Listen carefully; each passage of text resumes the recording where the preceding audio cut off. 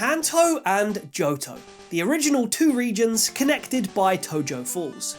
To date, these are the only regions where both of the entire maps have featured in the same single game. Whilst Legends ZA appears to be the next main series Pokemon game coming in 2025, it appears we may have to wait a little while before any love is given to the two original regions. But Johto's 25th anniversary is coming up in November this year, and after that, it's Pokemon's 30th anniversary in 2026.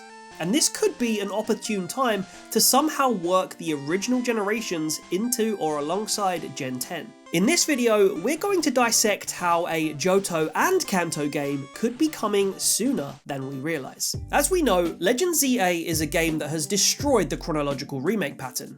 Gen 1 was remade in 2004, Gen 2 in 2009, Gen 3 in 2014, Gen 1 again on the Switch in 2018, and Gen 4 was remade in 2021 and kind of 2022. So surely Gen 2 and 5 are next, right? Wrong. Gen 6's Kalos region is the setting of the next main series installment, leaving Gen 2 and Gen 5 fans waiting. I spoke about why things have happened this way in great detail in this video here, so go and watch that first if you prefer. Otherwise, I'll tell you that in a nutshell, Pokemon, I think, wanted to free themselves of the chronological remake pattern they were in and prioritise adding valuable new stories and lore to the series based on what they feel would make the next best game, and that's why the Legends subseries was born. Now, I think Pokemon still somewhat value the chronological order of remakes because it directly correlates to demand. As expected, Johto and Unova were the most demanded generations in the run-up to the ZA announcement, because we haven't seen them in the longest time compared to any other gen.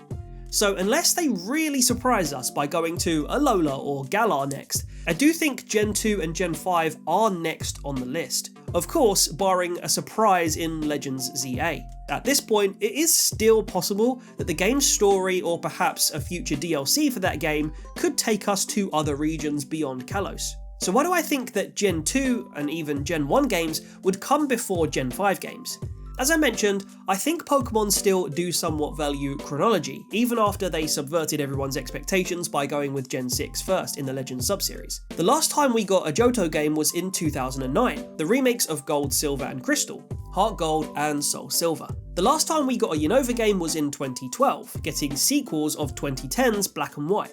So Johto is the most in demand in that sense. However, it's not necessarily that simple. It is perhaps a fair argument that Gen 2 already got remakes whereas Gen 5 didn't.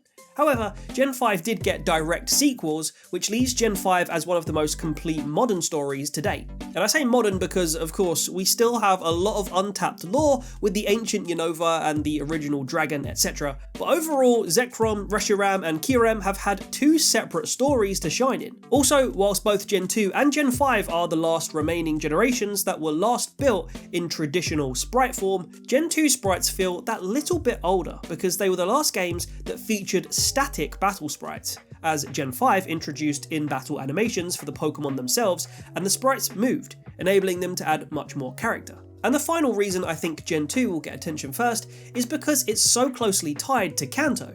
In fact, we've never seen Johto without Kanto. And this leads me nicely onto why I think Kanto will come into play as well. Yes, despite the fact that we got Kanto on the Switch already in 2018, there are a few reasons why it would still be a big one to include in any new Johto game. Firstly, because it's their original region. Gen 1 is the cash cow with the most iconic Pokemon of all time. It may or may not be your favourite region, but the original 151 is the gift that keeps on giving from a marketing standpoint. It just transcends everything else and has a pull like no other. We've seen the evidence time and time again. Most recently with the Pokemania that shook the world for the second time with the initial Pokemon Go release in 2016, which featured only Kanto Pokemon at the time. And we've seen it with TCG sets like Scarlet and Violet's 151, and with how it's the only generation that has had its original map remade 5 times across 5 different generations, and had 3 bespoke remakes. So 2018 is probably long enough ago now for them to do something with it again. But I can hear the groans already. We've already got Kanto on the Switch, we don't need any more Gen 1 service. And on some level, I get it.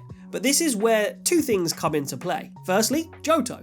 Johto may not quite be the behemoth that Kanto is in terms of sales, and it even feels like Gen 5 has more of an internet demand for remakes right now. But until very recently, it was the second best-selling original region of all time, until it was eclipsed by Sword and Shield. By a hair, and with the very recently updated sales figures, Scarlet and Violet as well. Unless of course you include Crystal sales, then Johto is still second. And so Johto is still one of the strongest regions to date.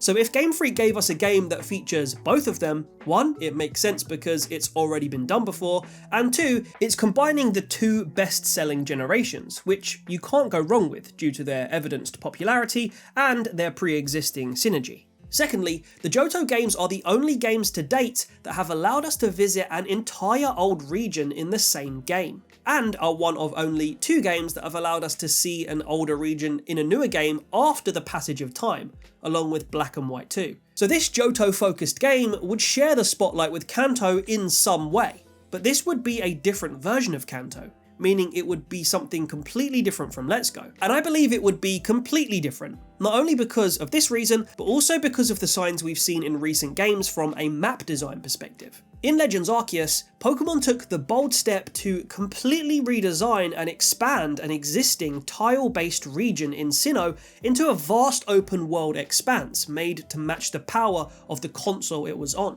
And I think in the case I'm putting forward here, we would see Kanto and Johto reimagined into a full 3D map, perhaps in a new time period, again making it completely different from Let's Go. Now this could come alongside another more familiar Johto remake game, similar to how BDSP and Legends Arceus were released at pretty much the same time and complemented each other. For younger fans who maybe haven't experienced Johto yet, they would be offered the chance to play the classic Johto story with modern graphics, and then in the next game, delve into the new reimagined, upscaled world of Johto and Kanto. And there's something that I personally love about Johto that a lot of people, on the internet at least, do criticise it for. And that is the level curve and apparent randomness of the gym leaders' teams. The Johto Flying Gym Leader, for example, doesn't use native Johto Pokemon like Noctowl, Natu or Skarmory, but instead uses Kanto Pokemon. Now I personally love Johto for its non-linear and non-obvious choices, but I equally understand how that can be a criticism, especially in the current day and age and the expectations that Pokemon have set. But this new game combining Johto and Kanto could give them the opportunity to address that. The alleged level curve issue would be easy to address, and we've seen that sort of thing addressed in remakes before. And with the team roster issue that I mentioned, they could perhaps keep it authentic for the faithful remake version if it existed, but change it up in the upscaled version, perhaps even placing it in another time period. That way, it would feel like Pidgeotto is just the Pokemon that Faulkner chose against the protagonist in that particular story. And this would give Johto a sense of not being stuck in time. And clearly, seeing legacy regions across different time periods is something that the Pokemon company seem to be interested in at the moment. Finally, let's talk about the legendary Pokemon of both Johto and Kanto. And again, there is a fair bit of synergy between the two regions here, and plenty of untapped lore. Ho-Oh is viewed as the leader of Johto's legendary beasts, and Lugia is the master of Kanto's legendary birds. Although they were both delivered as Johto Pokemon, maybe if these games were being made today, they would have been made as one whole package. When you then look at Johto and Kanto's landscape, there are a whole lot of towers in both regions, inspired by both modern and historical Japan. In Johto, the tin, brass, burned and Bellsprout towers, plus the radio tower in Goldenrod, which of course is a more modern structure. But when you rescue the director of the radio tower and he gives you the legendary items, he does confirm the radio tower is a recently renovated tower, having redeveloped a tower that already existed before. Given where Ho-Oh challenges you, for example, it's pretty sensible to assume that all of these towers seem to be good perching or roosting spots for the legendary birds of Kanto and Johto. Lugia and its legendary trio may have roamed Kanto and Johto at one point, but they seem to all have sealed themselves away in isolation, which some of Lugia's Pokédex entries allude to, sealing itself away to conceal its power. And in Kanto, you have plenty of towers that one could assume could have served these Pokemon as roosting spots as well. Some of these include the Lavender Tower, Silphco, and other buildings in Saffron and Celadon, for example. Mewtwo is more specifically tied to Kanto, whereas Mew canonically comes from South America, which opens up a whole different can of worms. But those origins could be explored as well. Perhaps Mewtwo seeks revenge or seeks answers from Giovanni. There is a lot that could be done there in a sequel or a prequel. And Celebi is a time travel Pokemon that has only ever appeared in Johto's Ilex Forest. All three of these have loads of potential for a new or expanded story in a new game. There are so many ways that you can look at Johto and Kanto as a package.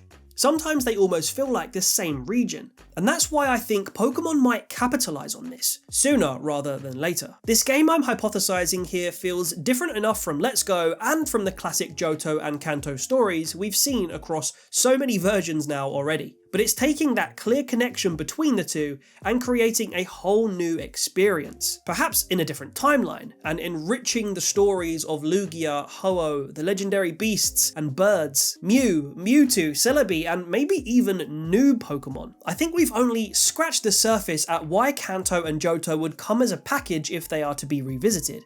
And I think we've made a good case as to why that might be a good decision. So whether it comes in 2024, 2025, or 2026, I do think it's coming sooner or later. But let me know, what do you think about this idea?